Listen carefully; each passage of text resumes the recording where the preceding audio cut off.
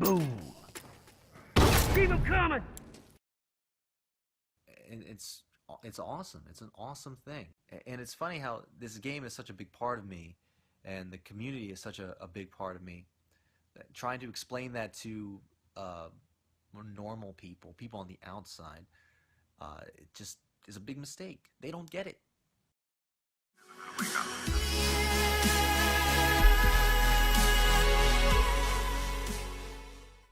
Okay, everybody.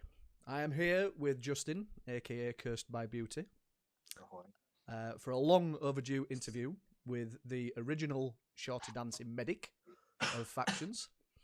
You all right there, Justin? Drinking some good stuff.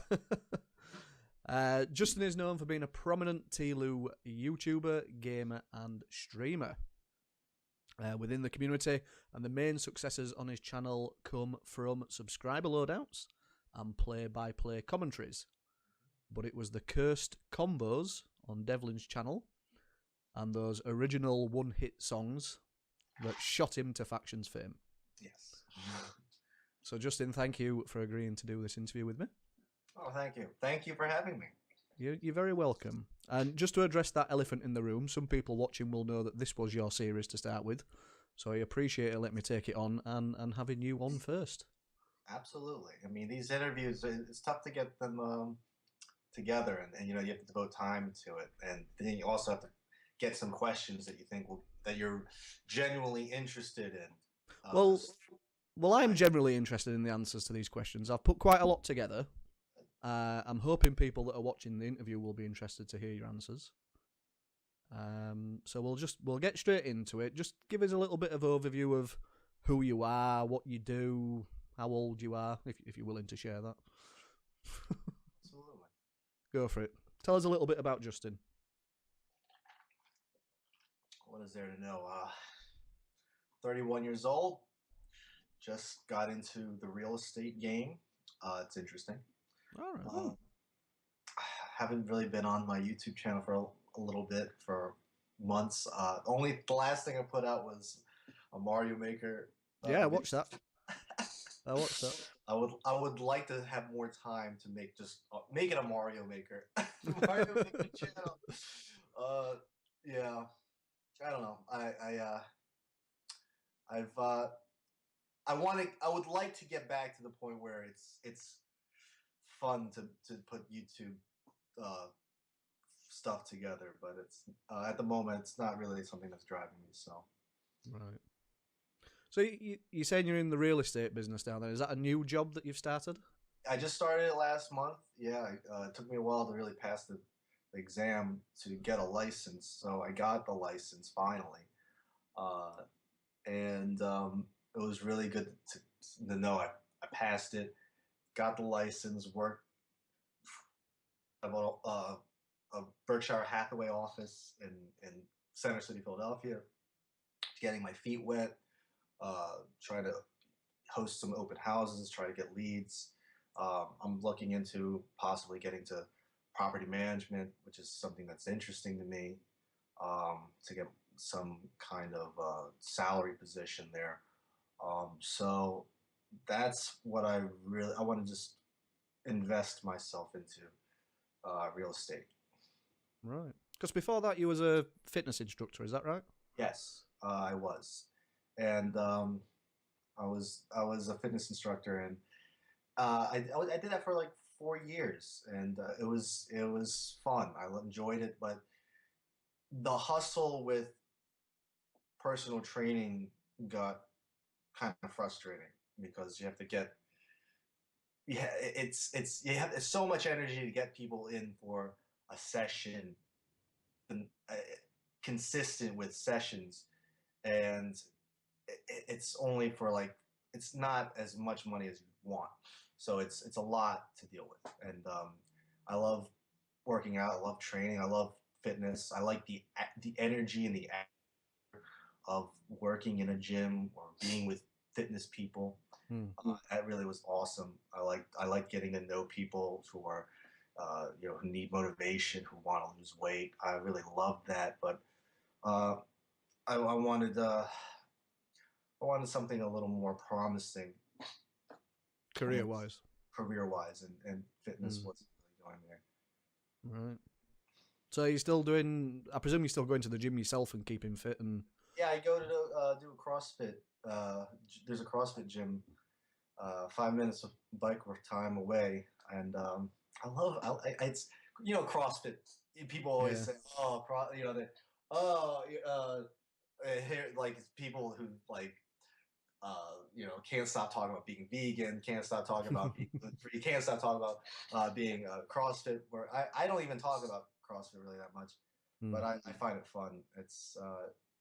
It's more fun to do CrossFit than it is to just work out at the gym by myself. So that's why I do it. Right. So you've got a couple of other hobbies or passions that I'm aware of. Obviously, playing the guitar is one of them. Yes, absolutely. I love playing guitar. Have you ever been in a band, or is it just like a solo thing that you do? No, I was in a band in high school. We were called the Truth. The Truth. Why was you called the Truth? What was the meaning behind that? Truth. We were the Truth. Right.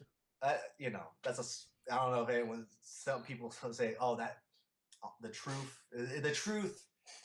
It sounds pretty. Sounds pretty sick. I liked it. Then I was in a band called the Johnettes, and John is a slang in Philly, and I just puts John with like ets. A lot of '60s bands had the Claudettes and the whatever, like the Ronettes. So as a Johnettes. I don't know. I've been thinking about putting another band together for the hell of it. Right. And what about acting? Because you were or maybe still are part of Screen Actors Guild. Is that right? I am with the Screen Actors Guild. You have a good memory. I was in a movie when I was 14 years old called A Gentleman's Game. I had a big part in that. The movie was kind of okay. Could have been better. Had it. It's like it really plays more. It's like a coming of age story in golf. I was like the friend of the main character, and anybody famous in it that we know of? Mason Gamble. He was. He played Dennis the Menace in that. Right. Yeah. 1994 Dennis the Menace movie. Let's see. They had Gere Sinise in it. He was Dan. Yeah. Let's see. You had let's see that you had. There's a few. There's a lot of names in there that were just like that. If you saw them, you'd say, "Oh my god, I know. I've seen them before." Right. So there's that. Okay. And you was in an advert as well, wasn't you? I was in an FDA commercial ad that got apparently frequently played in doctors' offices. And it was like I was lip singing a song, and it's basically about people needing to read the nutritional facts on the back end of the foods that they're eating to get an understanding of what they're doing. They're eating, and I said, "Read the label. Read the label. Read the label." I remember. Yeah. Read the label. Yeah, it was. I never saw it until I was at the gym when I was working at the gym, and someone said, "Were you?" What are you talking about? It's like, oh, nice. You're like in my doctor's office. I saw it, and that's only where I heard it from. Like, I had to look on YouTube to find it out. So somebody actually recognised you. You got approached. You got approached by a fan. Yeah. Well, I know. And I actually had a small part in a Richard Gere movie. All right. In 2013, and it came out 2014, and I had lines in it, but then I saw the movie, and you wasn't in it. They cut my lines out. Well, I'm in it, but they cut my lines out. So you don't really know why I'm acting the way I'm acting unless you like have my lines there, and they took the lines out. So it's just like, why is he acting like that? So I don't know. It kind of ruined. What was that movie? It's called Benefactor, I think. Benefactor. It's with All right, Richard yeah. Gere. It went straight to iTunes. One of those shits. Right. Okay, no. All right. So aside from your hobbies and that, you live in Philadelphia. Yes. That's right. Yes. Are you born and raised in Philadelphia? Yes, born and raised. And what's it like there? Most of my days. What's it like in Philly? Because my only visions of Philadelphia is Rocky Balboa running up those steps of outside the. I think it's outside a museum, isn't it? The art museum or something. Well, no, you're not too far off. I mean, the steps are a big part of the city. The art museum steps. It's a very good city, and my hope would be to actually live in one of the pristine neighborhoods in the city. I live in a good neighborhood, but I want to be in one of the very snobby, uber rich neighborhoods, so I can look down on everyone. Fair enough. So where you live now then? Do you live by yourself? Do you live with a roommate or a friend? With my cat. You live with your cat? Yes. That's it. So you're like a spinster? You like Bridget Jones? Bills. I just play. Yeah, I live by myself. Right. Okay. And relationship wise, are you single? Are you very single? If you want something, Bobby. Very tempting, but I'm a married man, Justin. But well, there's a prospect I met, so let's hope that goes somewhere. Speaking of relationships, then, can I ask you about Brittany? Who's that? You know full well who Brittany is. Yeah. Okay. Well, yeah. Sure. I mean, because it was, from my perspective, when I first got into the YouTube side of factions, you and Brittany was sort of like the first couple that would maybe or maybe not get together, and I know there was a close friendship there. So did you ever meet Brittany? No, and that's what pissed me. That's like the reason why I get mad at her a lot. Is because for all her talk about we should maybe not meeting up, she's still like never committed to meeting. Never committed, and that's why I just got frustrated. I was like, okay, I'm so like I once I felt like it felt like she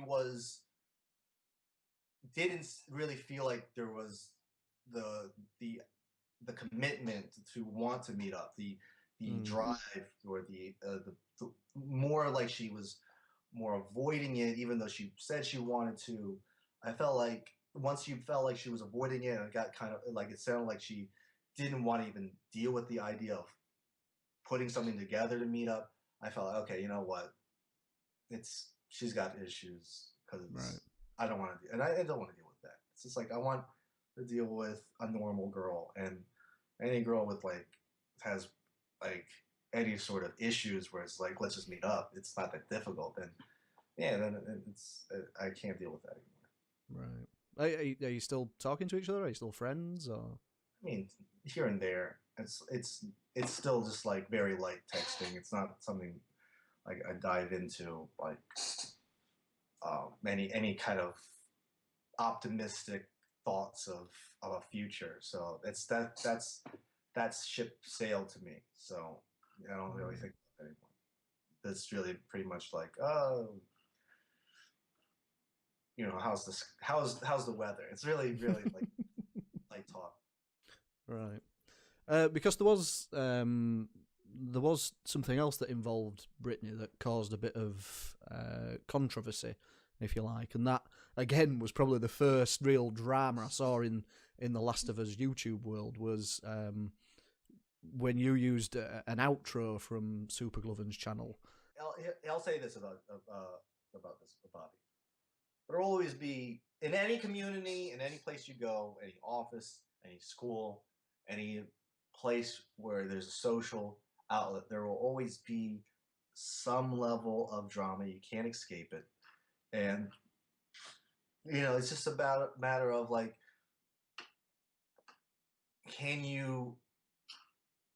how are you willing to accept that things are like it's a joke, And if it offends you, are you willing to talk about it like a normal like man to man, and say, hey, I was offended by it, or I didn't like that, and discuss it rather than, just throw a strike on my YouTube channel. That's kind of what I was coming to. 'Cause it resulted in you obviously getting a strike on your channel. Yeah, he gave me put a strike on my, and I tried to talk to him about it. He just, he didn't want to talk about it. He just, Right. he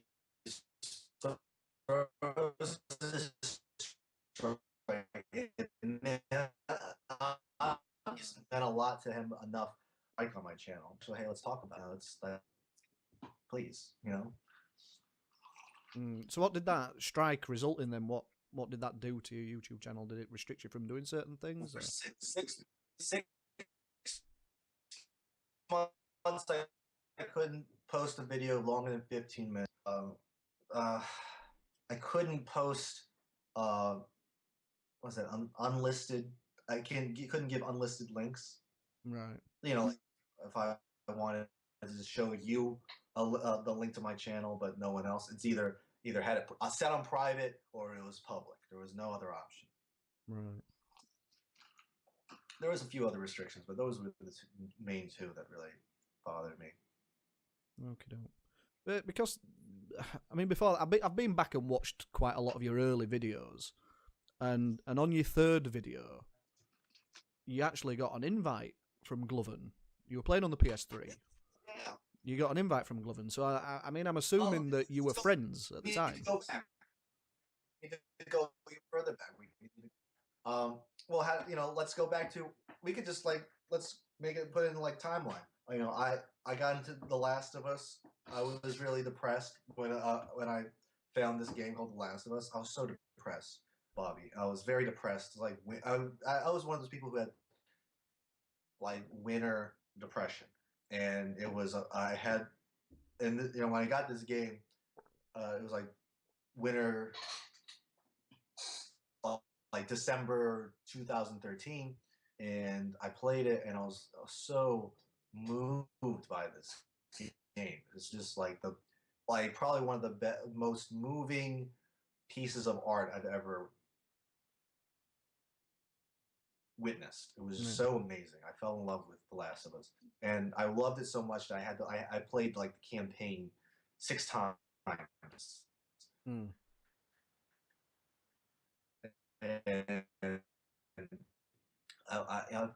at that point, it's playing The Last of Us it is an unbelievable experience playing that game for the first time.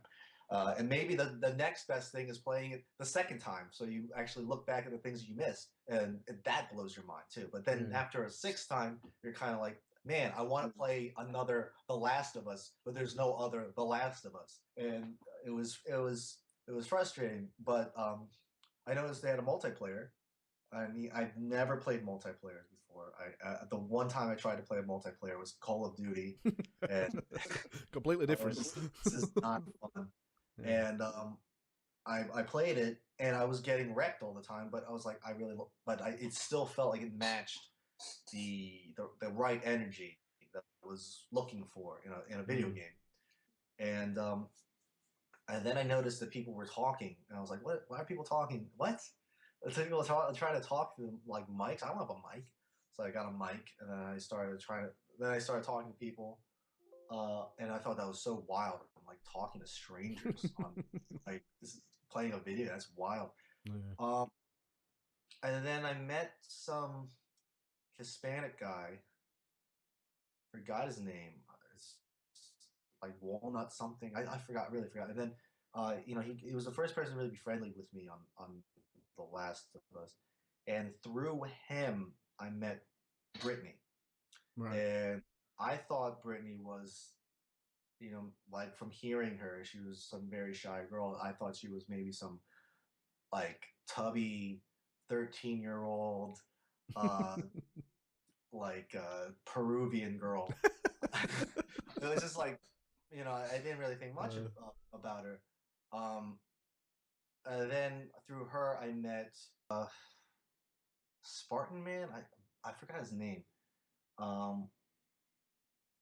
but he was also like you know I became good friends with him, and so those were the three that I really like. This is the first time I met like I met a group of people to talk to, and they said like, oh, let's be Facebook friends. I was like, wow, you're strangers. I don't really want to. Okay, if you want to be Facebook friends, okay. So I became Facebook friends with oh, you know, his name was Zombie Boy. That's his name. His name was Zombie Boy. Right. Yeah, so it was Zombie Boy, African Man, Brit, and Zero. And you know, they said, well, let's be Facebook friends. And so okay. And I became Facebook friends with Zombie Boy. His name is Brandon. African Man, his name is Francis. And Brittany. Then when I saw her, I was like, oh wow, you're actually pretty. Like I was very, I was like, oh wow, you actually look good. I was different. And so I started playing. Like I started playing with them and their people, like every night. Yeah. And it was like we would have these late night private match sessions. You know, like we would play Survivors. I used to play Survivors all the time. It got real. It got so real. And I was so bad. And I could only do medic because this is like, I didn't have confidence enough in myself to just actually like be an offensive weapon. I just had to be only like support. I was really, I couldn't be offensive at all. So let's see. And okay, so how I met Glovin, there was this player called Red Dot Girl on YouTube, just like hardly any subs, but she was played the hunting rifle shorty combo, right. and this was before the shorty got the buff, and she was like so amazing with getting headshots. It was like she shut down her YouTube channel, which was a shame because if I would say post a link in the description, everyone should watch it because she was so fucking good. She just like totally pub stomped on these kids. Yeah. It was like so like a jaw-droppingly amazing. I was just like, wow, this girl is like fucking killing it. And like I said, I put in the comments like she didn't have much subscribers, so I was like one of the only people who would comment. I said I want to play with. I was almost like I almost fanboyed. I was like, oh my god, you're so amazing! Like we got to play together sometime. And I sent her an invite. You know, when my friends were saying like, oh, we need another person for our private match, and you know it was her and Glovin. And like, right, obviously, Glovin was close to her. We're friends with her, at least at the time, and through that, you know, Glovin said, "Oh, I have a YouTube channel," and at the time, I was just like, "What? You know, that's crazy." Because no one had access to hardly anyone. This PlayStation 3, no one. Yeah, I remember. Yeah. But no capture card, no capture gallery. Sorry. I had a device to record. This is back in the day, kids. You had to go a device to record. Yeah. And yeah, one of the first videos Glovin posted with you know, with us in it, it was this video where there was this glitch. Someone, I don't know if it was lag or something. Someone glitched, and you know, he killed the person, but he still got shivved. And I was like, what? Or something like that. And that was great. It was great times. It happened. It was like, and what happens is like, so you considered him a friend? Oh yeah, he was great. Like we actually talked on the phone. We were close. Yeah, we had times we talked on the mic, and we actually had like heart to hearts. And so you're obviously surprised by his reaction to strike your channel at the time. Then. Well, what happened was, I started getting closer to Brittany, and we we had some very intimate conversations, but Glovin, really liked her, and romantically liked her, or yes, of course, right. like really liked her, like really big crush, and kind of talked to her about, it's kind of like, vaguely mentioned that he liked her, but it wasn't clear that he liked, that kind of thing. When someone's like afraid of rejection, that he's like, I like you, but I like you, like, but oh my god, I don't want to. And by doing, she's like, yeah, I like you, you're cool, and by doing that, he kind of felt like there was something there, and and I remember we were just talking one night. He said, "I really like this girl," and I said, "Oh, I really like this girl too." And it's like, it was the same girl. Same girl. Right. I think that kind of he never played with me again. Right. So it was like a TLOU love triangle then, I guess. I mean, was when the triangle like kind of has like two connections, but the one person's only connect. Yes, in some way it was, but and it's not like a thing where it's like, oh, it's all this drama. It's like this happens. This is normal. I mean, in normal human world, this stuff happens. Yeah. It's not like it's only into TLOU. It's like, this is normal. Things happen. So it's not crazy. It's just all about how you deal with it. And that's all you can really go with. It's so anyone who thinks that's like so wild, it's really not. It is what it was. What it was. It is what it is. You just need to, either get over it or get over it. All right, we'll change the subject a bit. Sure. Let's talk about American politics. Seems like it's a big thing at the minute. Yes. Obviously, we're friends on social media. Yes. I saw some of your statuses. Yes. I was aware of where you was casting your vote. Yeah. I presume with the result, you're extremely disappointed. Extremely disappointed. Like, I watched the election coverage. I was like, I was optimistic, and then once I started getting very nervous when I saw Ohio and Florida like going red, and it was running out of like time for Hillary to catch up. I was like, oh my god. Once that I was getting nervous. Once I saw that was same thing was happening to Wisconsin and Pennsylvania and North Carolina, then I started panicking. And then the next day when I found out that we were getting President-elect Donald Trump, it was a rainy day. I had to work. I was just so like, I was in my head. I was like devastated. I was like, I was really angry. I was like, all these emotions. I was like, how could... Was it? I presume it was completely unexpected.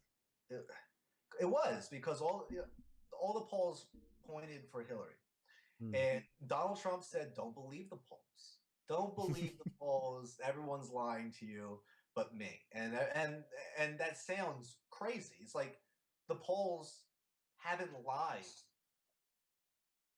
in God knows how long. I mean, I remember following the polls in 2012, following the polls in 2008, following the polls in 2004.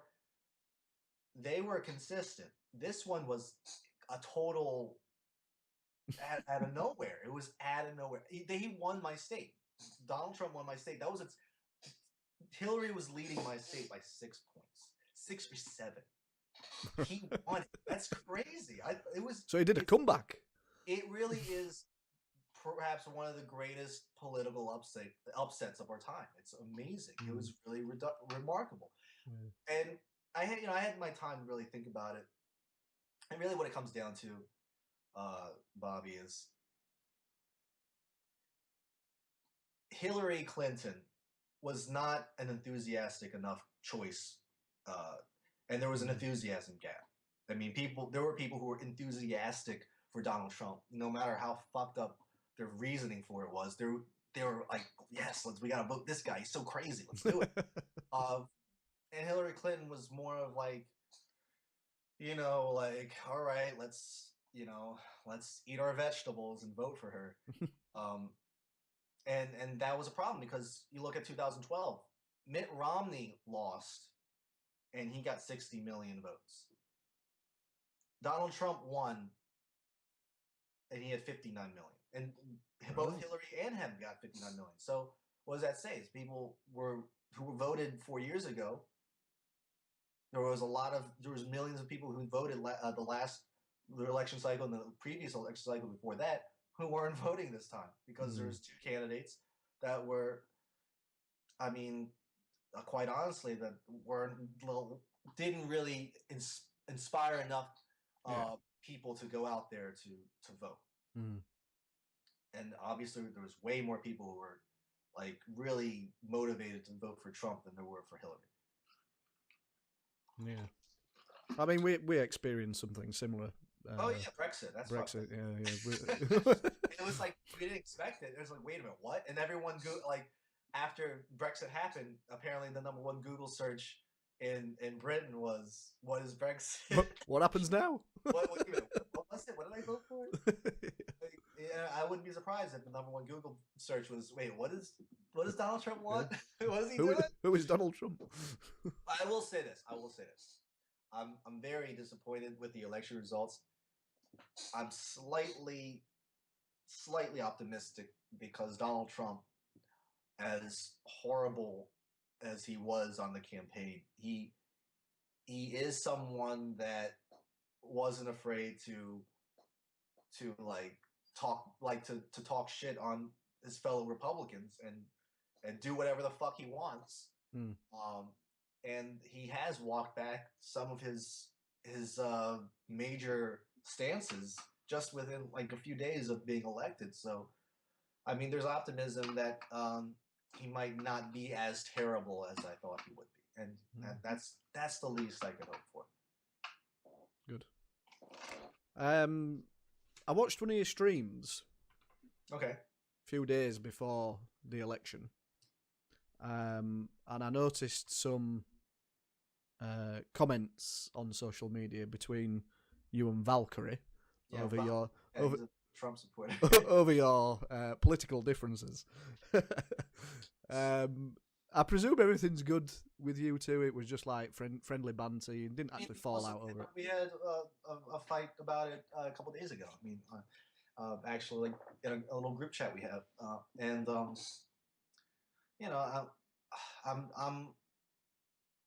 upset. I'm upset because I really liked Obama. I really liked his policies, and I was hoping to have another Democrat who wanted to keep those policies intact, to keep that going and be consistent. And a lot of people like Valkyrie.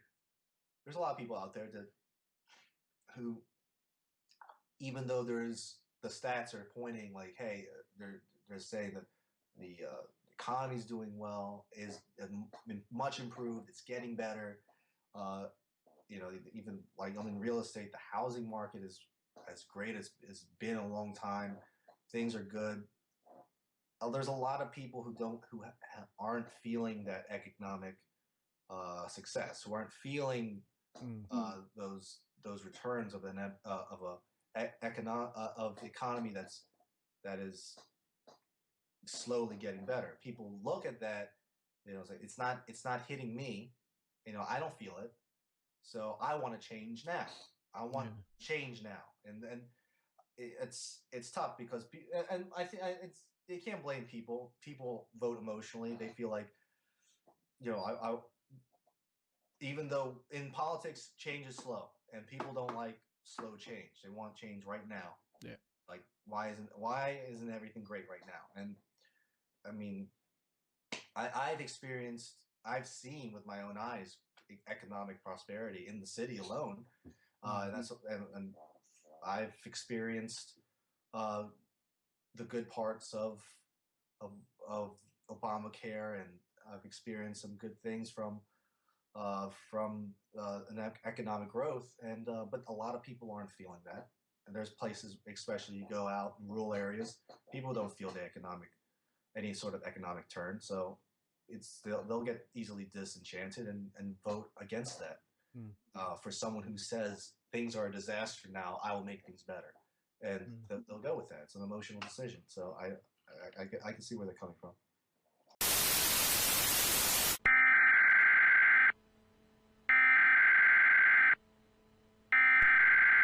We interrupt our program to bring you this important message.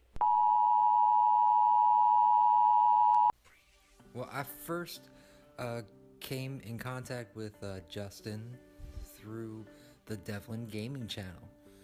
I, like myself, Valkyrie, Justin, Bobby, we're all disciples from the Devlin gaming channel. It was right after that he showcased me in a series that he put out called YouTubers Flying Under the Radar.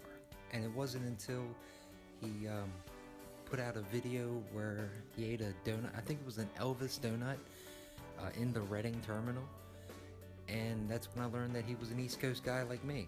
I played a few matches of TLOU with him, we got into a party chat, and it kind of grew from there. We got to know each other so well, to the point where I said, you know what, I'm gonna go out and meet this guy. So it was almost a year ago, I ventured out to Philly.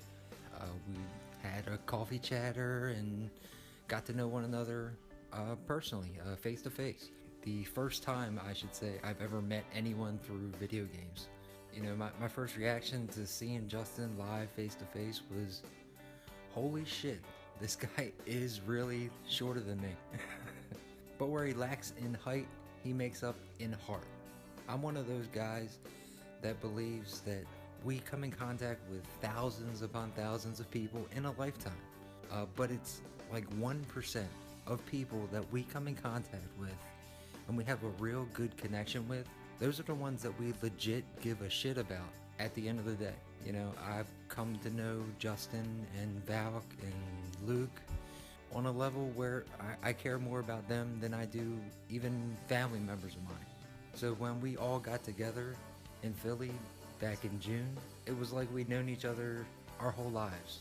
And it was such a thrill to meet them and to share stories and trials, tribulations, and life. You know, I talk to Justin usually on the daily, and no homo, I love the guy.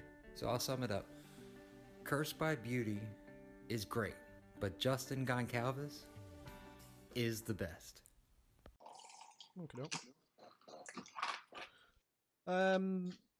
Let's talk about your relationship then with Valkyrie, Devlin, and Mad Circle. One of your prominent videos recently was obviously when the four of you met up. Yeah. Talk us through that, Justin, and just how surreal it was actually meeting those three. It was very surreal. You know, meeting Valkyrie was very surreal. I met John before. Yeah, I saw there was a coffee chatter episode with him in, wasn't there? At like sometime December of 2015. You know, so I got to know him one-on-one before I got to meet with Devlin and Valkyrie. It was great. We had like 2 days. I showed him around Philadelphia, the good parts of it, and it's like old friends hanging out for like the umpteenth time. It was just like it was awesome. You know, it's a shame that they don't live closer, because I could hang out with those guys all the time. They're amazing. Were they exactly the same in person as what they're like in group chats and party chats? And that's a very good question. I'd say Mad Circle has always been just like me. It's just like someone that's just like what you see is what you get, especially the persona like that we project on YouTube. That's who we are. We don't hide anything. And Devlin, he kind of in his YouTube channel has shown more of a like this vanilla, balanced, no opinion kind of guy. But when you see him in person, he's very opinionated. Very, he's harsher in person. Like with his opinions and things that he says, his jokes. The thing I'd say about Devlin though, like this is really not important, but I'll mention it's like we're all eating lunch together or eating dinner together. I wolf down my food. Devlin like pecks on his food like a fucking pigeon. Like he doesn't eat his food. It's like, and he'll be like, "Oh, I'm full." It's like you had 3 bites. He's serious. Like he's the slowest eater, and he eats nothing. That makes sense why he's so skinny. God, and Valkyrie, you know, he's a. I mean, he definitely is a different persona in person. Definitely different, like more emotionally centered guy, and a sweetheart, and he's very personable, and you know what comes out on YouTube is you know, it's a persona. Yeah. He's a character. In real life, he's different. You got any future plans to meet up with the 3 of them? Is that something that you're going to schedule in again? Maybe meeting up in December. Right. But it's nothing solid. Okay. We'll see. Is it? Are you planning on going to where they live at some point, or are they going to come back to Philly? I don't really like going anywhere. I might go to. I wouldn't mind going to West Virginia, where like Mad Circle's from. Yeah. I'll check that out. Yeah. That's about 3-hour drive from you? Yeah, that's probably why it's the shortest distance.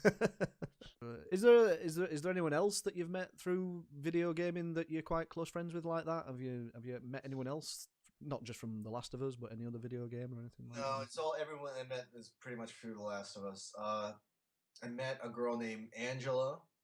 She also does like streaming on The Last of Us. Was more competitive in like FN matches. We had a clan. Yeah, I met her over the summer. Went out to Pittsburgh where she lives and met her, and that was awesome. That was pretty cool. She's very sweet, very nice, like kind of friend that's there for you when you need someone to talk to. And let's see who else I got a chance to be to really get to know like Monica and Allie. There's a few people that I got to know that's like, oh, you know, you're cool. And yeah, I can't. I'm trying to think. I think that's pretty much where I made the really close friends. That's where it goes. Okay. You said you've not played any other multiplayers before The Last of Us, other than your little experience with Call of Duty. What about gaming in general then? When did you start getting into video gaming? I got into video games when I was like maybe 4 or 5. I saw, you know, watched my brother play Nintendo, that Super Mario Brothers / Duck Hunt cartridge. You know, that's like the landmark right there. And yeah, I remember playing Mario, Super Mario Brothers 2, Super Mario Brothers 3, Super Mario World. Like Super Mario is definitely one of my favorite games ever. And that's pretty much what I played that. I remember playing DuckTales. Capcom's DuckTales on Nintendo was great. That was an amazing game. I remember something called Quackshot. Was that something to do with DuckTales? That was, all I know is DuckTales. I know some of the most frustrating. Like everyone talks about, you know, Dark Souls is the most. That's the toughest game. You don't know what a tough game is unless you played like Lion King on Super Nintendo, or you've played what's that, Animaniacs on Super Nintendo. That game made me throw my controller. I threw my controller and broke it. That was a very frustrating game. Like some of the licensed like Disney Capcom games, and the Looney Tunes video game on Super Nintendo was a very as frustrating. That game pissed me off. That was a very tough game. The Super Star Wars, Right. and Super Empire Strikes Back. Those games, like especially Super Star Wars, is maddeningly so difficult. Like it's so frustrating and difficult. If you've ever played those games, Jesus Christ, they are awful. Like, and I feel like the reason why those kinds of games were so difficult back then, as opposed to if you play a game now, it's a lot easier to play with. Like if you really played through a game like that, like a Super Star Wars straight through, it's probably like an hour, 30 minutes to an hour of just gameplay. So their thinking is like, let's make it as difficult as fuck for repeat playability. And in some ways it worked, but other ways you're just like, fuck this game. God damn. I remember I remember this is when I threw the controller when I was playing Animaniacs. In Animaniacs, the video game, you have to have you have Yakko, Wacko, and Dot, and it's like you could switch characters, but they can help each other like move objects or jump higher. And there was this point where it's like I got to this really like last life, really far, and I lost Yakko and Wacko. I was down to Dot, and I needed them to like jump this like to this height that was too high just for one Animaniac. And I was just so mad. That was really frustrating. That was really that's a very frustrating game. PlayStation wise, have you been a PlayStation player from PS1 days or? Yeah, I played PlayStation 1. That was I remember in 1996. You know, there was that like, all right, where are you gonna go? Are you gonna go Sega Saturn or PlayStation? And I really didn't know where to go because I was always a Nintendo guy, and you know I was although Nintendo 64 was out, it by that point Nintendo started being more family friendly, but it was Sega Saturn or PlayStation for like more of the serious games, and I wanted Saturn because of Virtual Cop. I thought that was such a cool game. But I went to PlayStation because I played Resident Evil 2 on it at a friend's house. I was like, this game is so good. So I got it because of Resident Evil 2. And Resident Evil 2 is like one of my favorite games ever. Right. And then you've had every PlayStation since, I presume. You went PS2, and obviously I know you were PS3. But I became PlayStation. What are your favourite games then from PlayStation 2, 3, 4? I know you're a big Batman fan. Yeah, well, for PlayStation 1, the Resident Evil series is amazing. I really like that old, like the first trilogy of Resident Evil. Yeah, where it's fixed camera angles is amazing. I felt like those camera angles added to the suspense. I really felt like Resident Evil 2 was the best of the whole Resident Evil series. I think that Final Fantasy VII.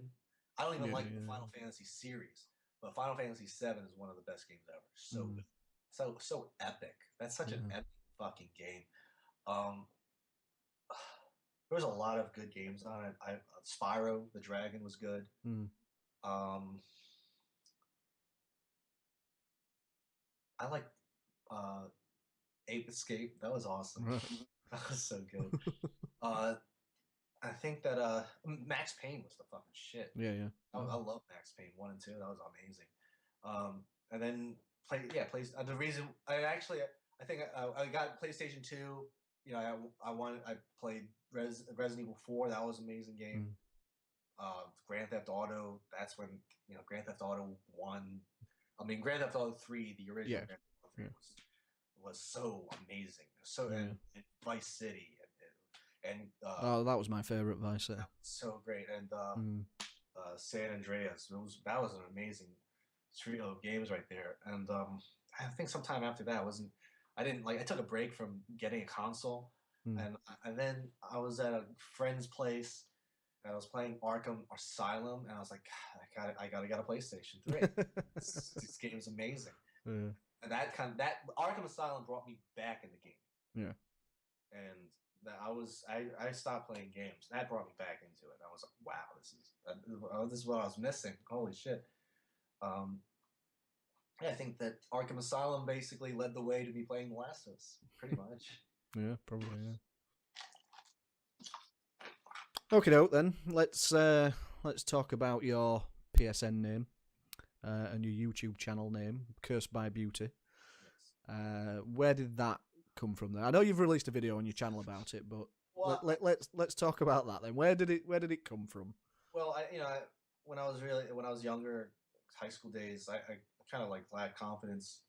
But there was this girl in our class where there was this exercise. They like, tell us, something you don't like about yourself.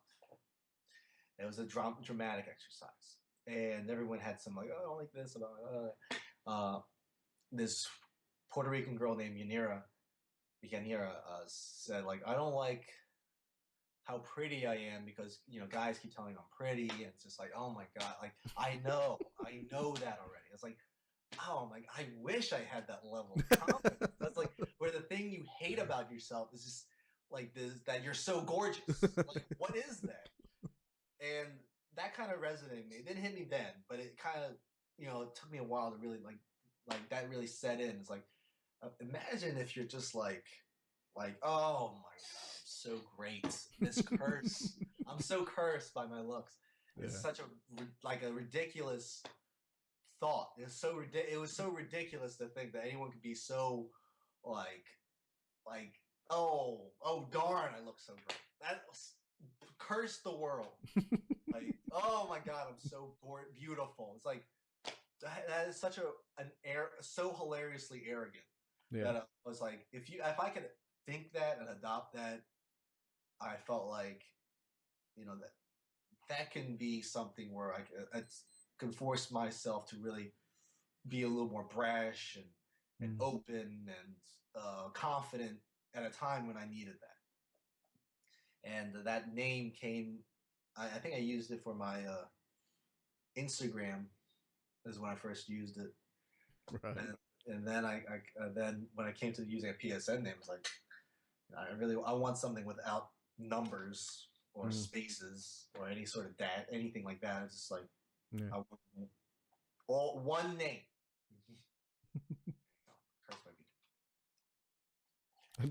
I presume you've regularly been mistaken for a girl online.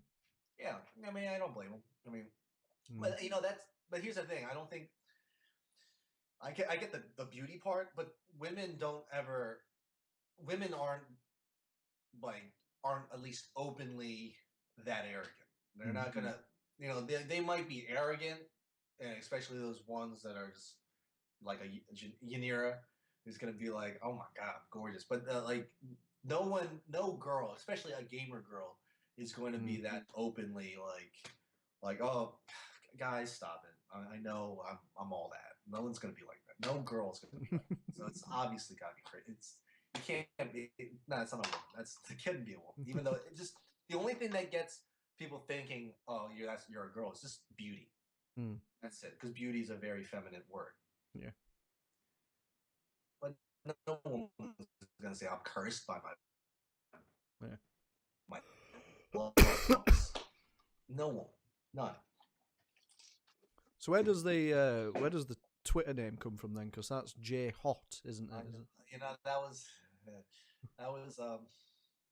and our friend gave me that nickname, J Hot. Right.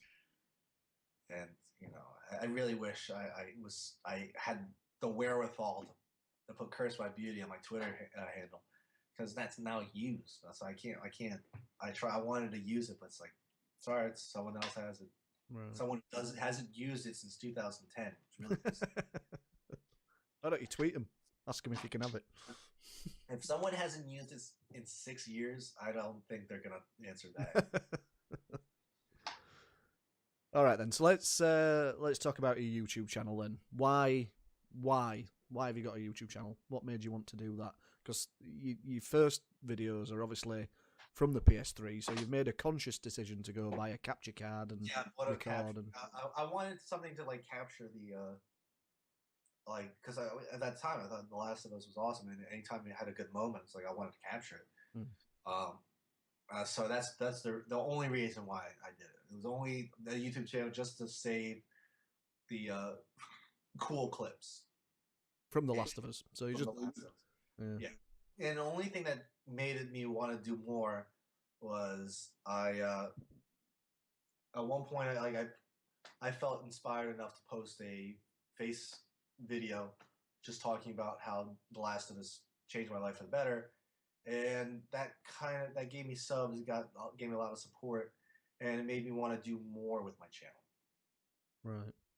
So when you first set it up, then did you just intend on posting video clips, or did you have it in the back of your head that eventually you want to do vlogs? Just wanted to do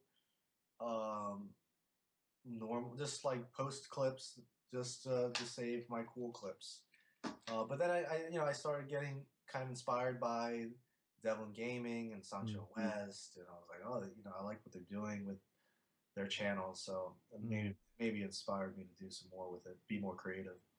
When did you first become aware of Devlin and Sancho? Then how did that come about?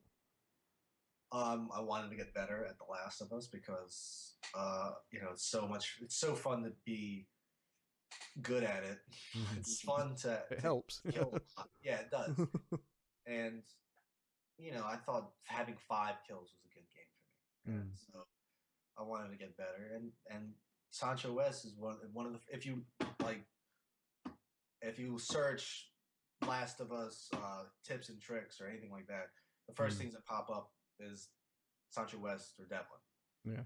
And that's how you... I think there was Grant at that time as well, wasn't there? There was the 3 of them. Grant, that's right. Yeah. He left. Yeah.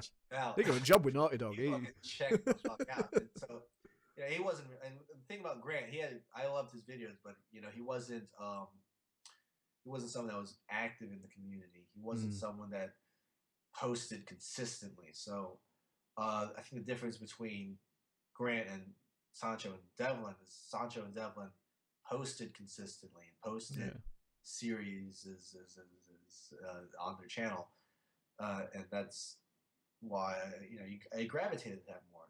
And I was, at that time there was a time where I was really swimming in depression, and that also helped, just watching like all these YouTube clips of Devlin doing these loadout challenges and Sancho West having his Friday fan loadout, and that was it was good. I mean, I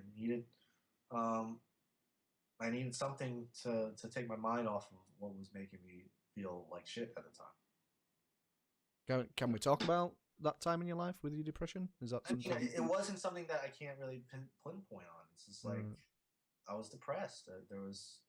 I was really strongly depressed, and it was tough to get out of it. And but I did eventually get out of it. It sounds like The Last of Us actually helped. That's what I feel like. Yeah, absolutely. That's why I felt like I owed a big debt to The Last of Us. That was great. I mean, the community helped me. Knowing the people there that I became friends with helped me. So absolutely. So how did you become friends with Devlin then? Because obviously he was a big YouTuber in the community at that time, and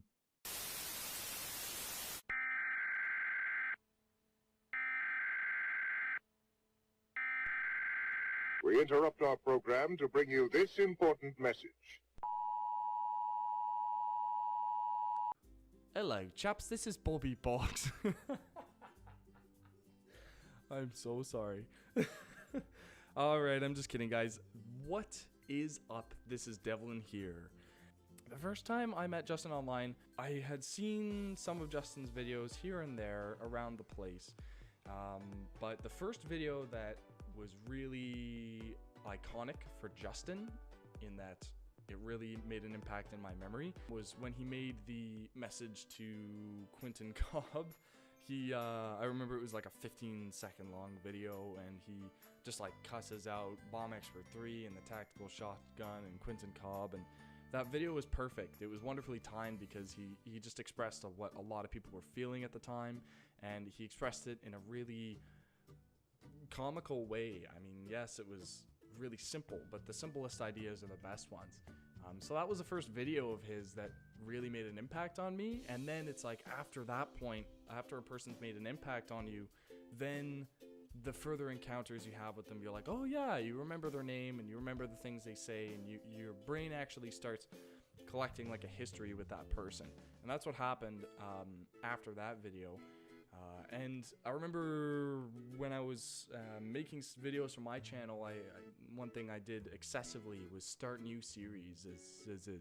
One idea that I had, and I know it was a good idea because it played out really well, was I thought, I want to find somebody in the community to feature on the channel. How cool would it be if the Devlin Gaming channel was like featured 1 or 2 or even 3 people who did other things? And I had already done that with McKillers, and I was like, wow, that was, it was really well made.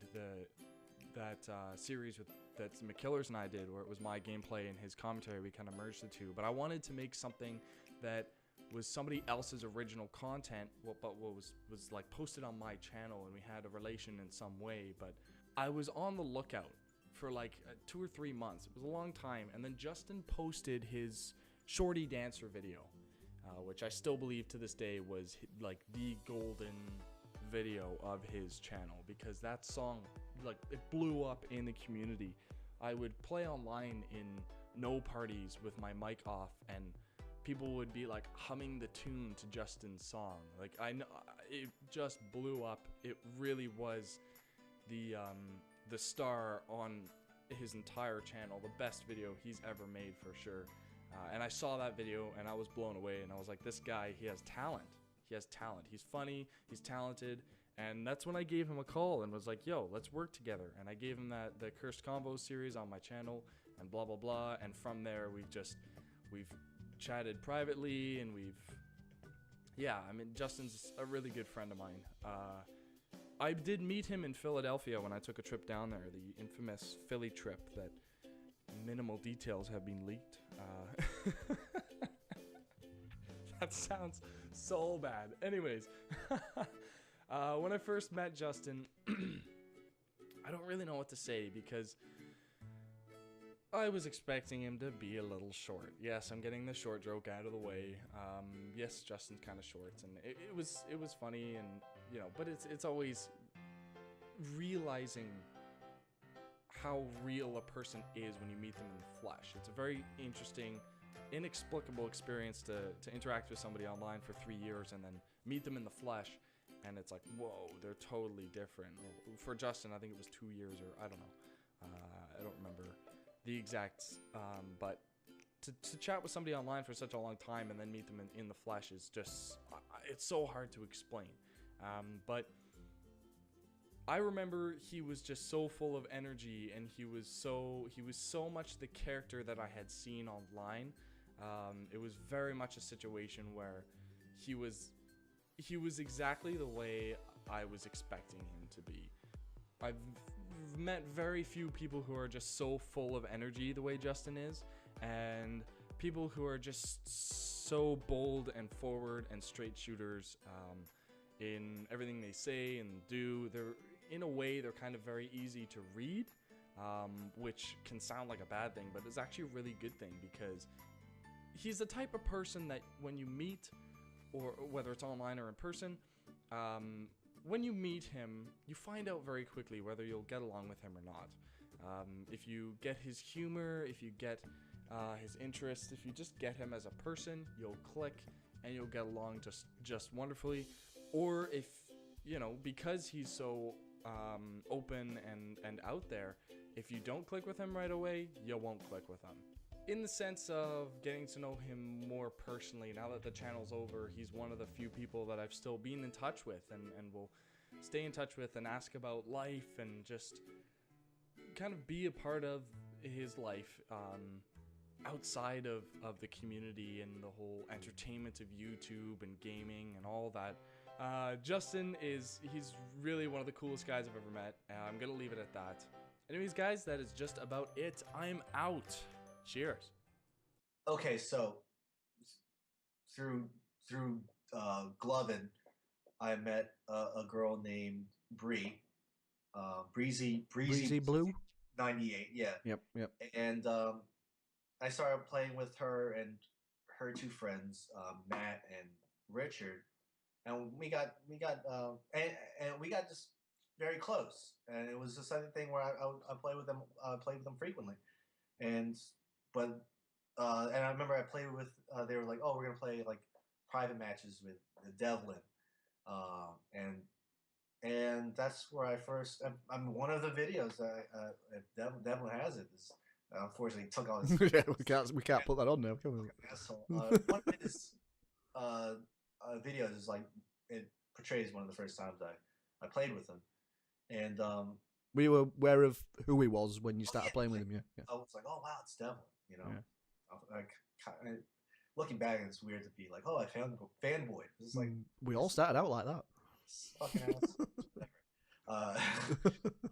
But yeah, I thought it was really awesome. I was like, oh, that's cool. It's Devlin. He attempted some comeback. Just blew me away. He was using the shotgun, but it was still really impressive because it was all like instinctual awareness of how to like, and he really like he held him off for a while. It was really impressive. So and that's how I got to first. I played with it first, and then I think doing that a couple times where I'm like, okay, because now it's like I'm friends with a friend of his, especially since I really played with Devlin's friend Native Boy a lot, right? So it gave me plenty of opportunities to like play with Devlin. Yeah, I think that's what happened. And then did he check your YouTube channel out because you were friends? And I'm not sure. I think that I don't know when exactly when Devlin asked me about the curse combo. I think the curse combos happened because I after the video where I posted about how inspirational TLOU was for me, and that made people aware of me in the community, and Devlin got. I think with the one video that really impressed Devlin was that video where it was like a few seconds long, and I had like a cup of coffee in my hand. It's like, fuck Bomb Expert 3, fuck the Tactical Shotgun, fuck Quentin Cobb, and yeah, I think that really made him want me to do some stuff on his channel. Did you meet Valkyrie through Devlin then? Is that how you came close with Valk? How I became close with Valk is that I remember you saying that you'd played a game with him once and you didn't know who he was and you thought he was some. Oh no, all right, yes, because so I didn't know who he was, and this is when I was still friends with Glovin. Glovin said, "Oh, this is a friend of mine, Valkyrie," and we played with him, and he was just such an asshole, like criticizing. I can't imagine that. Why does this guy care so much? Why does he care so much about this video game? Where he's just attacking our skill set. I was like, okay, yeah, I'm bad. It's like it's a video game. Like who takes it that seriously? He was like freaking out. He was getting so worked up and mad. I was like, who allows themselves to get this enraged over a video game? And I was just like, I can't deal with this fucking guy. I was like, what an asshole. It's like, really, these people still exist in the world. And I thought he was I really thought he was like a 17-year-old kid, right? Because he acted like it. I mean, he did. He acted like a fucking brat. And I didn't want to talk to him. I didn't like him. And I didn't really. And I saw that he was appearing a lot on Devlin's channel. I was like, why is Devlin, who I felt was cool, like this fucking guy who thinks he's a piece of shit, an asshole, and completely unlikable? Pretty much the Donald Trump of the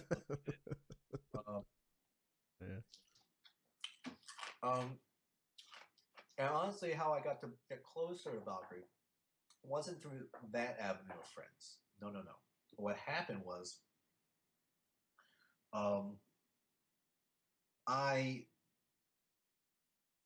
saw that I got close with Monica through the fact that I saw this clip that this YouTube video of Dirty Classic, like it was commentated by Oh, it was McKillers and Leaf Dog, wasn't it? Leaf Dog, and Shiv interrogations, wasn't it? like yes, she had like 9 shivs in the game. I was so Yeah, like yeah, I remember that. yes, so I was like, I want to play with this person. This Mm. person's amazing. And then when I played with it, it's like, oh, this girl sounds nice too. Then I played with her a few times, and then when I stopped playing with her.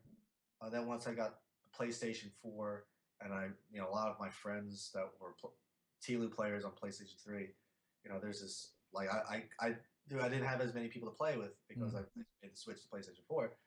Suddenly, Dirty Classic joins my lobby, and it's like, oh, hey, let's play.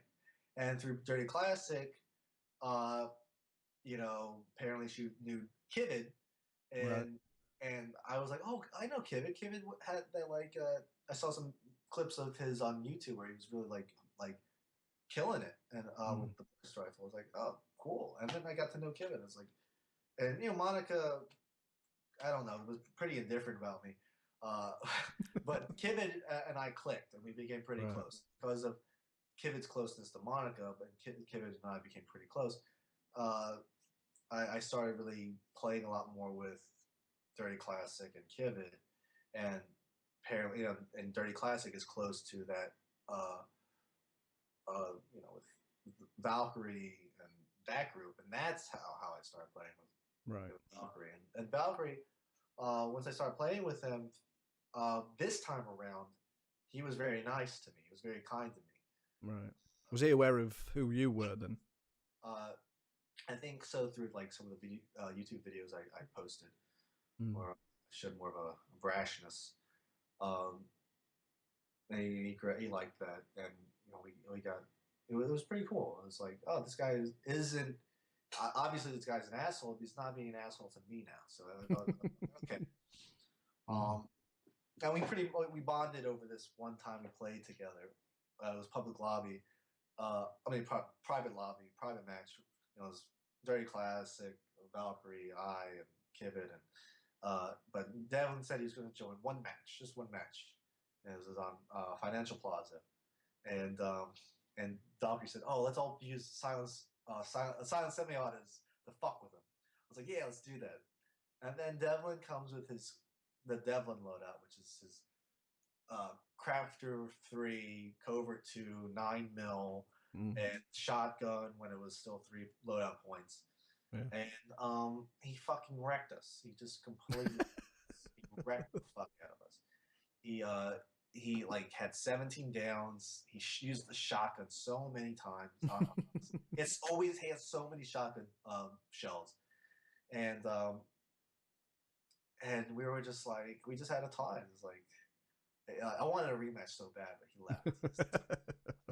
Took the W and left, and we were just talking about how like that's such bullshit. I don't know why he's so pissed about semi-auto when he's a shotgun god. But yeah, we kind of bonded over that night, so that was pretty good from there. And then Mad Circle kind of came along because he was a fan of my videos. Yeah. Yeah. So it kind of the opposite effect to how you met Devlin, and it was. Yeah, definitely. He became a fan. I was like, who's this? Like, again, like a 15-year-old kid. Keeps commenting on my videos. Yeah, it's a comment. It's like he must have like a crush on me. And then, he just started hitting me. He hit me up on Kik, the messaging app, and it's like, well, that's sweet. Someone, he's wanted to talk. And then when I found out he was like a 30-year-old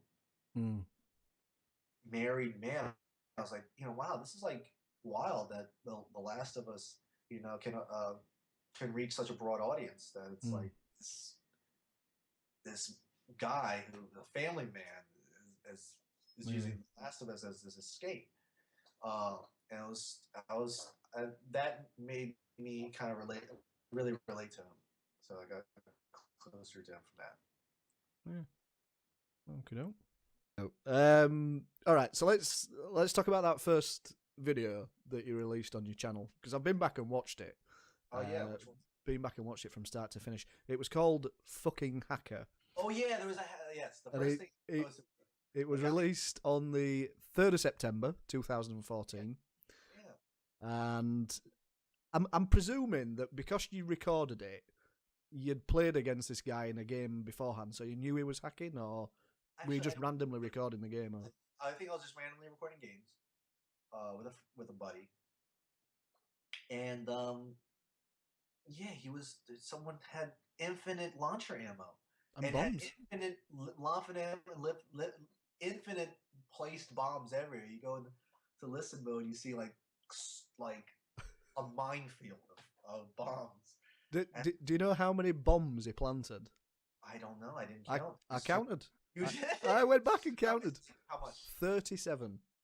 Oh my god! 37 bombs.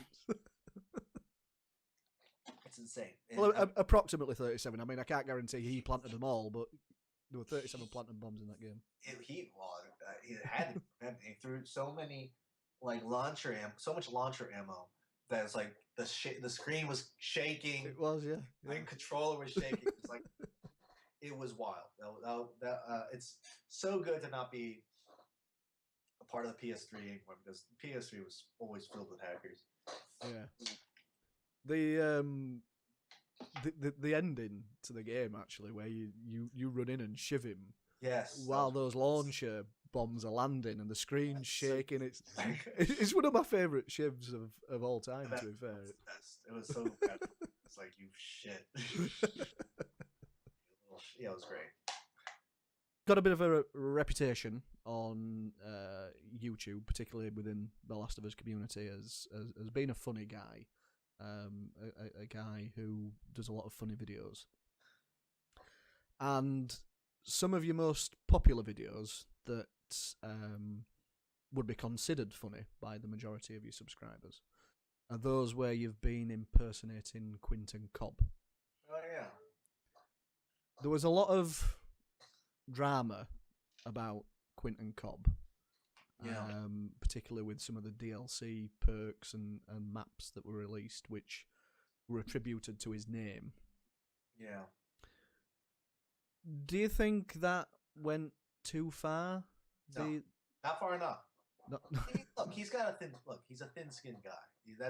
That's the problem with him. He's very thin-skinned. He can't take any sort of criticism, and I feel like what added to people criticizing him more was how thin-skinned he was. That he couldn't take this criticism, he couldn't laugh it off. That he had to block people for saying, "Hey, I don't like the tactical shotgun." Like, well, I'll block you. It's like, well, I mean, that made people more mad, and that made me want to make fun of him even more. Was how thin-skinned he was. And he comes off as this very passive-aggressive, thin-skinned, can't take criticism kind of guy, and who doesn't have a sense of humor. So naturally, we're gonna make fun of him. I felt like I had to make fun of him. He was such a character, and he does come off as a little annoying. I think in his defence, particularly on Twitter, he does generally respond to people who tweet him or message him or whatever you want to call it. He's one of the few developers that does respond. I suppose if you kind of switch roles, if you put yourself in his place and you was receiving hourly messages from Last of Us community members saying, "Why have you done this? Why have you done that? Why have you done this?" Can you understand why he'd block people? No, just ignore it. Stop being a bitch. Did you get blocked? Were you one of the people that got?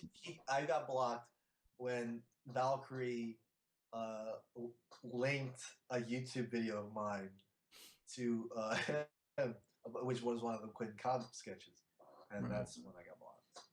Because from what I understand, it led to him receiving death threats and people attacking his kids. And everyone's gonna get death threats. Who gives a shit? like if someone tweets you'll die. I mean, how serious of a death threat are you gonna take that? It's like it's some random. It's like anyone who has any sort of fame, as small as his, as big as someone else's.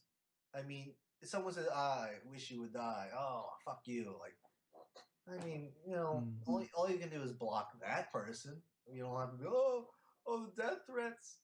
Oh, I'm gonna die. It's like, I really highly doubt the level of seriousness that they made it out to be, that anyone made it out to be. And I just feel like, in many ways, Quentin Cobb probably exaggerated those death threats just because he's probably probably wasn't even that bad. I don't know. I just feel like he's a bitch.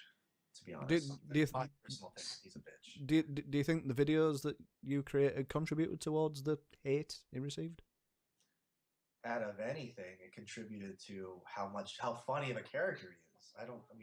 How would you can't really hate him for someone that's like saying, oh, I really made me want to give a death threat to church women because Dana Carvey's church lady. It's like it's just a character, and if anyone took it, I really highly doubt it. My sketches led to people being like, yeah, fuck that guy, let's kill him. It's really it's an overblown thing. And you know what? Anytime there's drama, it's really because one person, can't emotionally handle something that's really any stronger thin person could probably take it better than he can take it. It's just like it's so stupid. It's like he made it a bigger deal than it was by blocking people, by being offended by it. It's like that's making a big deal. Instead of laughing it off and like, oh, this guy's actually pretty cool. It's like, no, he didn't take it well. His feelings got hurt. Okay. Uncharted 4 then. Let's talk about Uncharted 4 because that appeared quite a few times on your channel. Some of your most recent videos, other than your Mario Maker, was Uncharted 4 content. Is that something that you just enjoyed playing for a short time? Obviously, you didn't get into it as much as Factions, or. I mean, I like Uncharted 4. I'll be honest. I think it's a good game, good multiplayer. I feel like it's not so much the gameplay of the player. I mean, I know a lot of people feel that way, but I feel like it's not as much as the gameplay to me, as much as the what makes The Last of Us superior to Uncharted in every way is the vibe it gave, the feeling it gave, it felt it felt more authentic and it felt it felt grounded in reality, which it made it more attractive of a game. Just the atmosphere of the game was just so much more interesting and so much more fascinating than Uncharted. And I feel like Uncharted lacks it lacks a lot of the feels that The Last of Us has, both story and multiplayer wise. And it's Uncharted 4 I think is a good multiplayer, but The Last of Us has a feeling of seriousness to its multiplayer that the Uncharted 4 lacks, and it's obviously Uncharted 4 is more silly, and you can see by the mysticals and the sidekicks and just running around, and it's more silly, and it's very interesting that The Last of Us has a more serious tone to it, which makes it more more interesting, more of a chess match, Yeah. skilled, more calculated, and and blind fire kind of also makes it not as like no one's gonna give like The Last of Us. You want to watch people play The Last of Us because you know that it takes a certain amount of skill, and there's really you don't want to care. You don't care as much for Uncharted, watching people play Uncharted, because you can blind fire anyone. This is like it kind of kills the mystique, and kills the want to watch someone else based on their skill. Watch how does someone else play this? Like how does someone else approach this game? It's like everyone approaches the Uncharted 4 the same way. People don't approach The Last of Us multiplayer the same way. There's different ways people play the game. There are different skill sets, different levels of it's just different. They have just different types. The people can play. You could be a different type of player on The Last of Us. You can't be on Uncharted 4. Yeah, which is awesome. Okay. Your most popular video on your channel is the Philly slang video, which you talked a little bit earlier about some Philly slang. So is that surprising how popular that video was? Bearing in mind you started a TLOU YouTube channel. I'm surprised. Yeah, I'm surprised that it got like a lot of views. So it's got over 9,000 views now, which is impressive. Yeah. I mean, a lot of people. You read the comments, a lot of people hate me. It's so funny. You're a fraud. You're not really from Philly. You don't talk like you're from Philly. It's like, I mean, I think the craziest thing is just like, people they expect you to be like, yeah, this is just I'm from Philly, and you talk about Philadelphia, and it's like you actually sound like Rocky now, by the way. Well, that's talks like because he's from Philly, and but I know how I know how people talk like in Philly, but I don't. I'm from Center City. It's more of a refined area of Philadelphia, the center part of it. I'm not. I don't want to talk like Philadelphia to be like. I always feel like, why would you want to talk like it? Like they're trashy. Philadelphia, having a Philadelphia accent is so trashy. And anyone who thinks like, oh well, you're only authentic Philadelphia if you talk like that and you say woulda and you don't say attitude, you say attitude. Or you don't say Ashley, you say Ashley or Anthony, it's no, I don't want to be like that. I don't want to be a white trash. But yeah, I think that was my first introduction to YouTube hate, which was fantastic. I just loved it.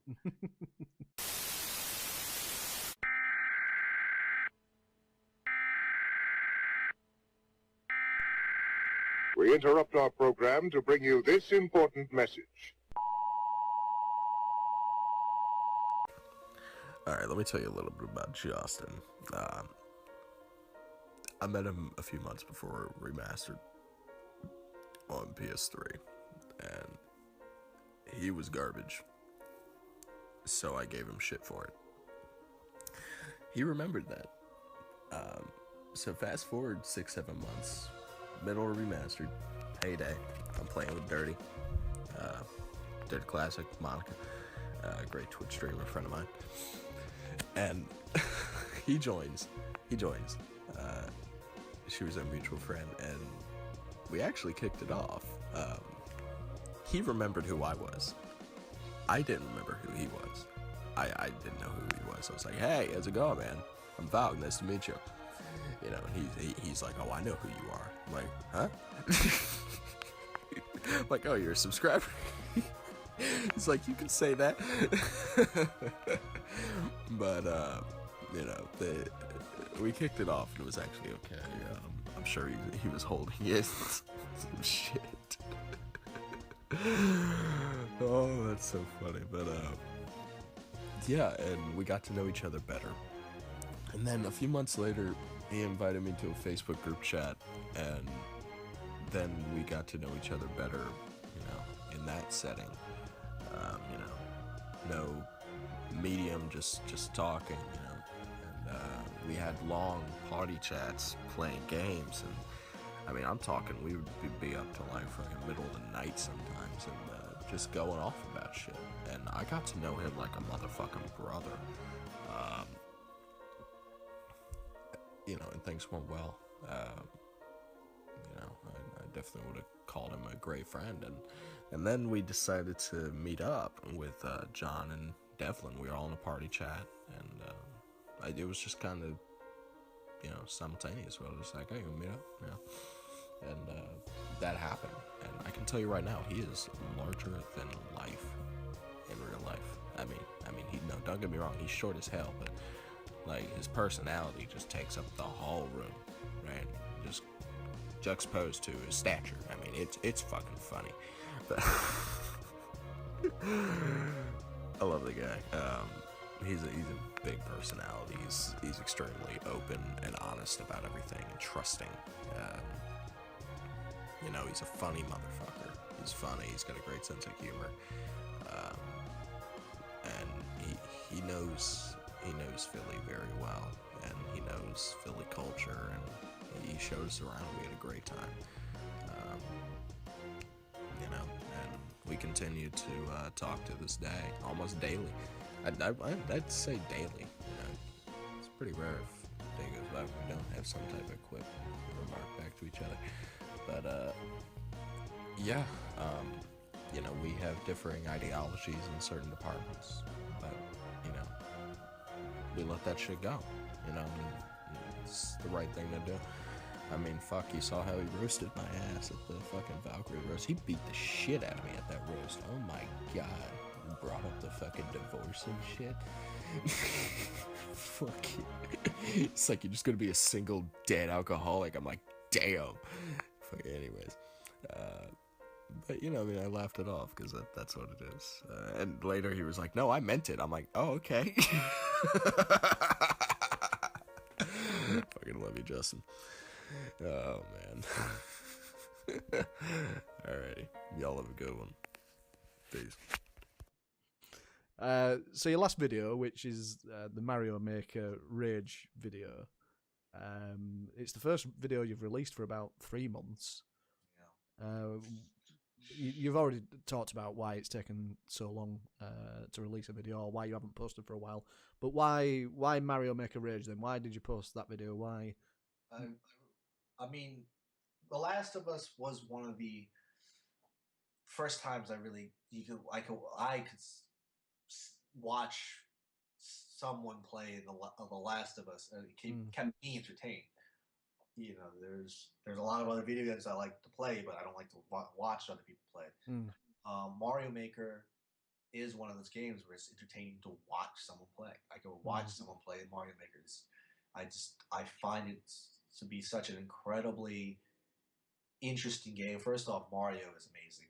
You know, the two-dimensional is amazing. It's one of my favorites. And but these are levels that were created by people that play the game. It's like it makes a community. It makes you're adding different challenges to it. They're taking advantage of the glitches of the game, or taking advantage of different aspects to the game that a normal Nintendo developer wouldn't have thought about using a Mario game. And you could play as, you know, something as like an easy game. You can make it a very difficult level. You can make a puzzle level. You can make an artistic level. You can make a don't touch the controller level. There's so many things you could do with Mario Maker. Make very creative levels. It's so amazing to watch. Troll levels are also just so fun, that it makes it very funny. It's very fun to play it, and then you die in a way. It's like, I really. So I would, as long as Nintendo doesn't strike my channel, I would love to to post as much Mario Maker stuff as I could in the future. Oh, good. You said something in that video about one of the reasons why you was playing it or making that video was to do with trust issues. The name of the level was called Trust Issues. That's right. Yeah. Was because it was called that just because it is such a troll level. It's like it's hard to trust where you're going. But you said you was experiencing some trust issues at the time. Trusted. I noticed that I've had trust. I have trust issues. Right. I have trust issues. I have, emotional, like barrier issues. So like I'm kind of like there are levels in the Mario Maker. It's just therapeutic. There's levels in Mario Maker that you're just like, oh, that kind of matches what I'm going through. Yeah. Like that's amazing. That like there's metaphorical levels in a game. That's incredible. That's wonderful. That's like, I mean, there's no other game like that. That's amazing. Yeah. Okay, then. Let's talk about The Last of Us. Okay. Factions in particular, not obviously the single player. My favourite video on your channel, and it's probably one of my favourite Last of Us videos entirely, is the original hit song, Those PS3 Days. Oh, good. Because I'm a PS3 veteran like yourself. How did that come about? Did you write that yourself? I did write it myself. Yeah, of course. So there's nobody else involved in how you No, put the music together? Music and lyrics. And basically it just comes from, there's a lot of people who go, I remember when you play PS3 days, like this nostalgic time where it's before any patches or buffs or nerfs. It was just like, oh, those were the good old days. The game was just authentic and back in my day, when Crafter would match up with Collector. It's like, oh, those were the days. And it was just it's not something that I particularly like. Oh yeah, I'm strong. I strongly feel that way. But it's just like I can relate to that feeling of nostalgia, and thinking when things were better. Do you prefer the original PS3 release of Factions, or do you prefer it now? Or it's a very good question. I didn't play it until December. No, maybe not until maybe like February or March of 2014. No, 6 or 7 months then after. Yeah. So, and by that time, there's already been patches. And was there any DLC for it by then? I can't remember when the DLC came out for it. I know there was something come out on Valentine's Day, didn't it? But DLC came like the first like different weapons came in May of 2014. Right. And that was also when summer of 2014 is when Bomb Expert came out. That really changed everything. So is that you feeling Bomb Expert changed how the game's played? Devlin feels stronger about it more so than I do, but yeah, I mean, Bomb Expert 3, I mean, not everyone uses it, but when someone uses it, it's like, it is very unfair. It is extremely, extremely unfair for anyone to use that. And it's just so fucked up. Bat's fucked up. The Shorty's fucked up. The tactical shotgun's all fucked up. It's just, I mean, yeah. I mean, I think people are valid, or people are right to complain about this. the things that piss them off about it. Okay. So if you could change one thing then about the multiplayer, what would it be? Take Bomb Expert 3 out.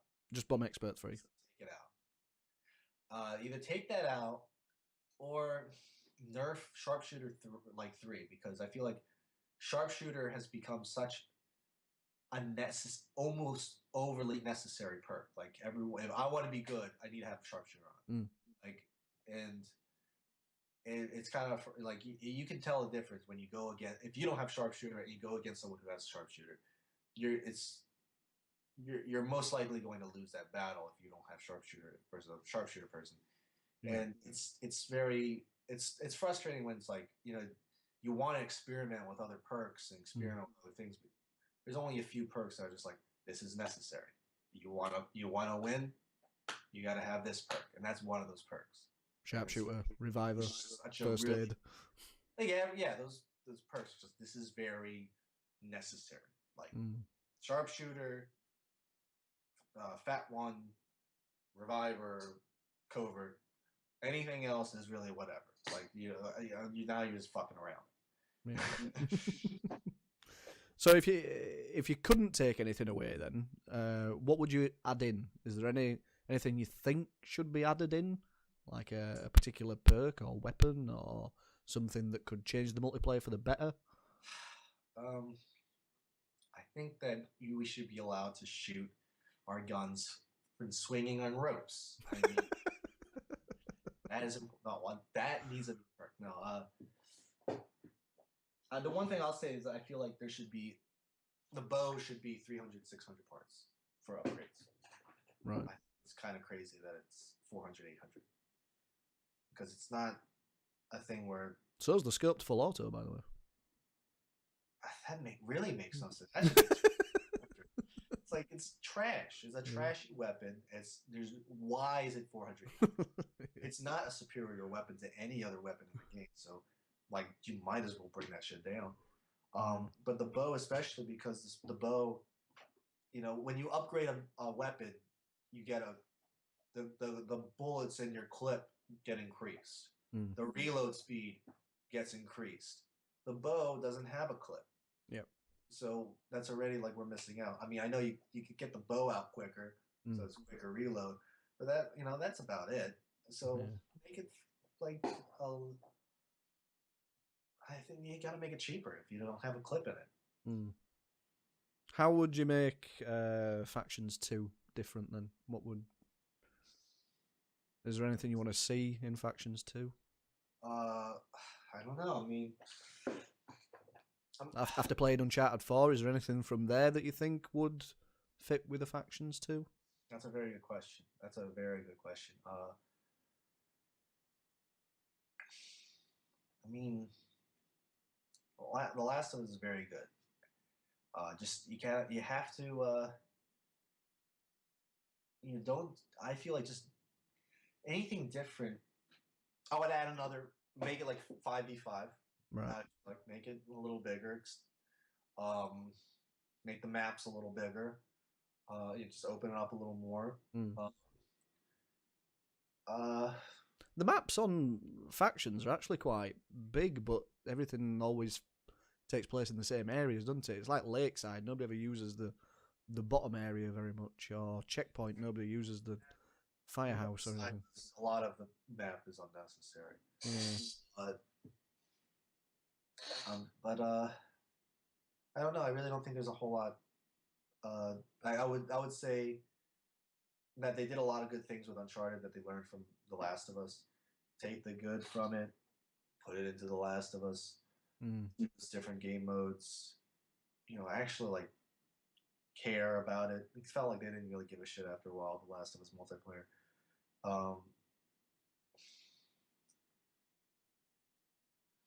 Just make sure that the shotguns are balanced. They're not fucking powerful. It's like that's fucked up. Add mysticals and sidekicks, and we'll be good. Okay.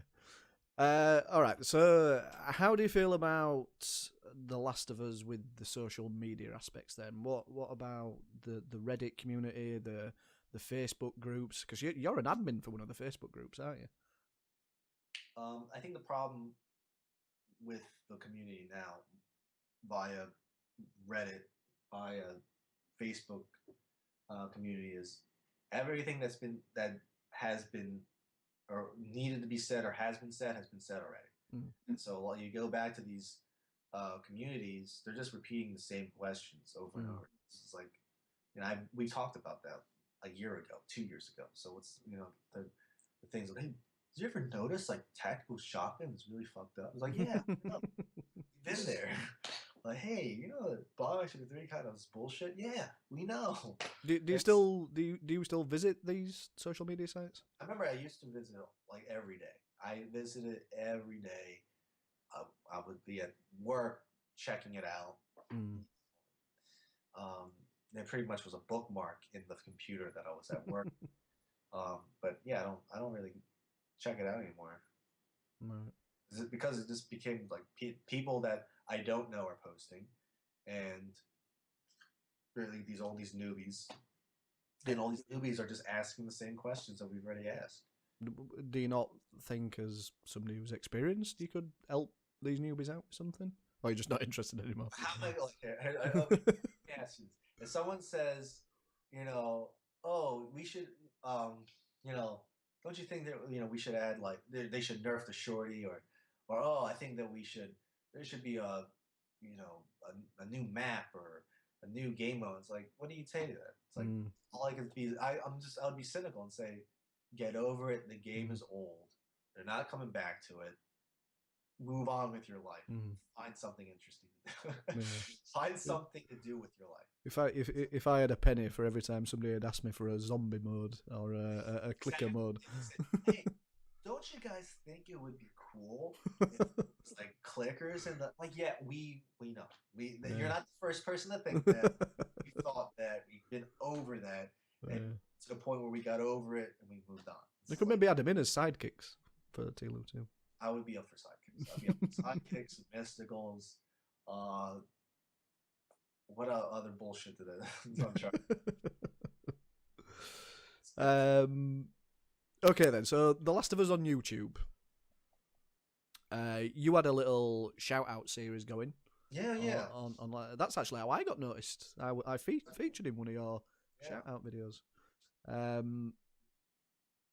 It's quite a good series to promote Last of Us YouTube. Yeah, I think that was my thing at the time. I was like, I wanted to help out the community. I wanted to shine a light on some of the other people. I thought that was cool, and that's what I was hoping to do. And I think I did a lot of that, because I thought that, you know, that was the point of a community, right? To get people like, hey, let's know this other, because I know that I was a fan of TLOU YouTubers, and you know, I knew that there would be like, oh, how did I never see this one before? Oh, how did I never see this? And if someone showed me like, hey, look at this guy's got some of this, I was like, I'll be more than open to subbing to that. Yeah. Present company accepted, and friends that you've met up with. Who are your favourite Last of Us YouTubers? My favorite Last of Us YouTuber was Devlin. I thought Devlin was amazing. I think he was great. Yeah. Sancho West, when he was doing a, I feel like before he showed his face, he was more funny for some reason. I don't know. I thought he was funnier and less. He was. There was a few times where I laughed really hard watching his videos. I haven't had that same belly laugh since he's showed his face. I don't know why that is, to be honest. But I think he's great. I think Sancho West is amazing. Let's see. Ludicrously Liam, I watched a lot of his stuff. Like those clips are amazing. Is a lot of his like. He's considered probably one of, or if not the best player in the community, isn't it? And even if he's not, those videos are fucking phenomenal. It's like, it's just like, here's a straight up gameplay, no commentary. Here's him beasting. That's just, you know, that's all you can ask. Here, here's me carrying in a public lobby match. It's like, that's great. That's awesome. That's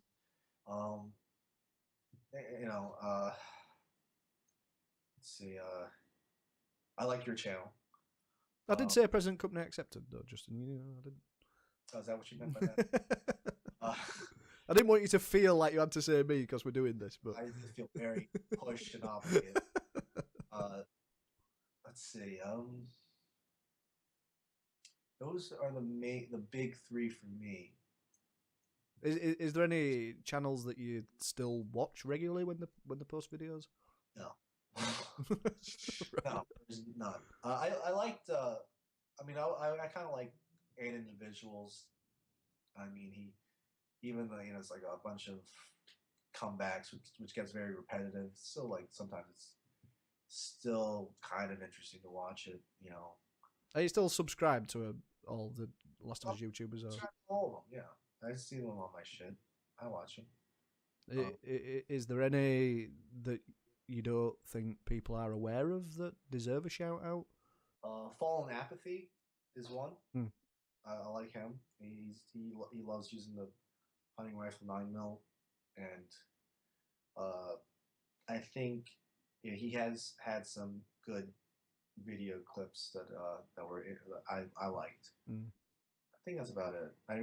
It's been a while since I've watched anyone's Last of Us clips. It's just Last of Us. I mean, I remember I had a big obsession with it, and I don't. That obsession is not there anymore.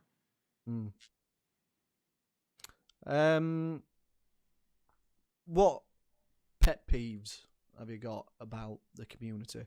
Is there anything in particular that annoys you, or is there any YouTuber that annoys you? I know you said comebacks are a bit repetitive, but it sounds like you still enjoy watching some of them. So I'm not going to ask you if that's something that pisses you off. Yeah, I don't know. Comebacks don't bother me. I mean, I know a lot of people. It's just a thing where I think I understand why people get mad by its comebacks, because it's like it's clickbaity, and you get people like, oh, he came back 1v24. And it gets repetitive. Like if it happened once, it's whatever. Like it's amazing, but it's just these channels that are dedicated to comebacks is first off, it's amazing dedication. It's nothing to take away from their dedication to come back from large deficits, but it gets repetitive. It's not creative, which is kind of how people feel. It feels like do something different, please. It's the same thing. But at the same time, it's still entertaining to watch. So it's like, what can you say? It's like Donald Trump, he'll say that he'll do very repetitive with the fucked up shit he says, but it's still entertaining to watch. I mean, I've watched his speeches like half hours at a time. I would be in awe that people are like loving it, but you know what? I loved it, so I was like, what the fuck? Games on The Last of Us then, and people that you've played against, lobbies that you've come up against. Has there been any particular person that's popped up in your lobby and you've thought, oh fuck, not him again? Or have you got a nemesis in the community? Like Coal Pipes is mine. Have you got your Coal Pipes?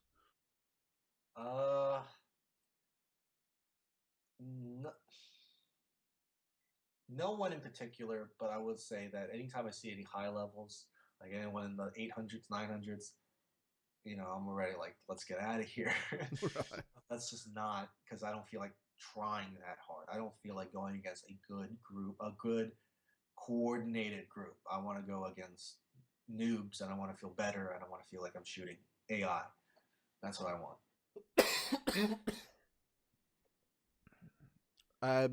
Do you always play parties mode, or do you play no parties when you're on your own? Or if I'm by myself, I play no parties. I'm not up for the challenge of playing parties by myself. I mean, here's the thing. I'm not a gamer, so I'm not someone who wants to be like, I want to be the best Last of Us player ever. I want to be skilled.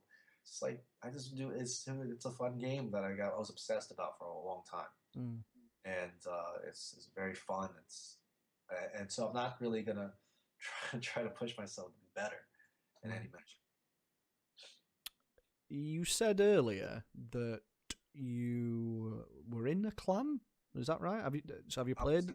I'm not a Ku Klux Klan member. So, have you played in FN competitive team? I remember I played scrims with like Elliot, but I haven't played any like. Is that Granola Gay, Elliot? Yeah, the Granola Gray. Yeah. I played with some of his friends who play FN scrim. I did that. It was fun, but nothing serious. So it's never tickled your pickle. Then you've never wanted to be an FN or no. It's too serious. It's like I'm taking this serious, like it's a video game. I don't want to be that competitive with it. It's already. I feel like it's already competitive in the public mode. Now you can add like, there's rules and it's just it's frustrating because you to play professionally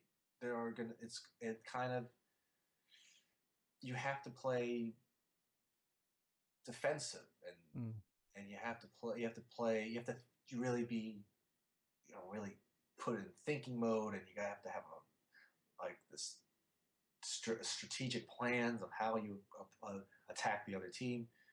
I don't want to get into that. I have a life, and I just want to play the video game sometimes. Last question. Yes. What's next? What is the future for your channel, for Cursed by Beauty? The channel, I think probably the big reason why I was on the channel is I needed to pass that realtors test. I passed it, so I feel like I could go for it. I'm trying to get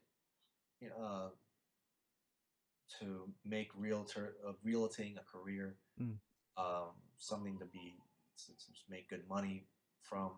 I'm interested in property management side of it. I really I'm looking to try to have like a relationship with women, not like just like I was in a relationship with a girl last year, and I felt like I kind of fucked it up because I wasn't really emotionally invested enough in it. And this next one, I want to be actually take the next one really seriously and have an emotional investment in it. Really get connected, try to do the adult shit, have a career and a wife. That's what I'm trying to do. Now you want to have a family? You want kids of your own, and all that good shit. So what about the channel then? Is it just going to remain stagnant? Are you going to just post whenever you feel like it? Or?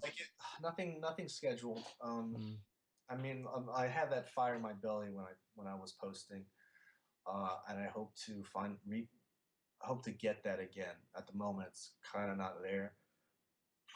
That fire, and when it comes back, the videos will be better. I'll be happier. Content. But yeah, I feel like I only want to post when I feel like it, and obviously for 3 months I did not feel like posting any. I get that. Completely get that. That's it. I'm all out of questions. Great. Is there anything else you want to say? No, that's pretty much it. We covered everything. Yeah. Right. Well, thank you for taking the time. We've spent a good couple of hours at it. That's good. 2 hours. Yeah. So I appreciate you being here. Yes. Thank you to everyone that's watching, and we'll see you all in the next video. Take care. Bye for now.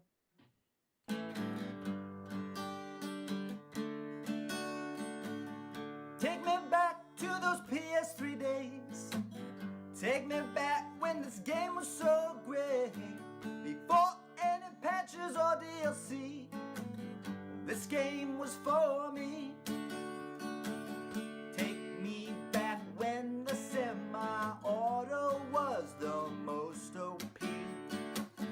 Take me back when the machete was 2 swipes and not 3. No tactical shotgun, no bomb expert 3. Using skill, so much fun, but Naughty Dog did not agree.